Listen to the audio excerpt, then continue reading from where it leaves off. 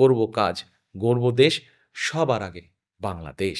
শনিবার নিজের অনলাইন পডকাস্টে দেয়া বক্তব্যে বিএনপি চেয়ারম্যান তারেক রহমান বলেন, একটি জাতির ভবিষ্যৎ নির্ভর করে তার শিক্ষা ব্যবস্থার উপর।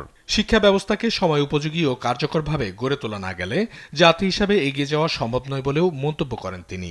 শিক্ষাকে যদি আমরা সঠিকভাবে, শিক্ষা ব্যবস্থাকে যদি আমরা সুন্দরভাবে সঠিকভাবে গড়ে তুলতে না পারি, তাহলে জাতি হিসাবে হয়তো আমাদের উঠে দাঁড়াতে অনেক কষ্ট হবে। শিক্ষা ব্যবস্থার আধুনিকায়নে ডিজিটাল প্রযুক্তির ব্যবহার বাড়ানোর উপর জোর দেন বিএনপির এই শীর্ষ নেতা। তার মতে, ওয়ান টিচার ওয়ান ট্যাব কর্মসূচির মাধ্যমে শিক্ষকরা আরও দক্ষভাবে পাঠদান করতে পারবেন।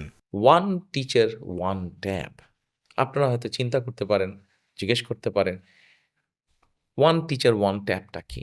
এই ট্যাবটা পৌঁছে দিতে চাচ্ছি, আমরা শিক্ষকদের কাছে পৌঁছে দিব এবং তাদের কিভাবে এটি পরিচালনা করবেন, তারা কিভাবে এটি চালাবেন, তারা জেলায় জেলায় আমরা তাদেরকে সেটি শিখাবো।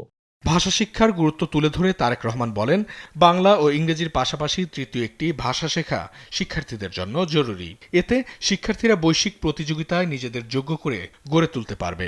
এবং ইংরেজি ভাষার পাশাপাশি যদি আরেকটি ভাষা, তৃতীয় একটি ভাষা সে যদি জানে, তাহলে বড় হয়ে সে যদি তার সেই জানা ভাষার দেশে যায় বা যেতে পারে, তাহলে নিশ্চয়ই সে একটা ভালো কর্মসংস্থান খুঁজে বের করতে পারবে। ভোকেশনাল ও কারিগরি শিক্ষার বিষয়ে তারেক রহমান বলেন, শিক্ষার্থীদের টেকনিক্যাল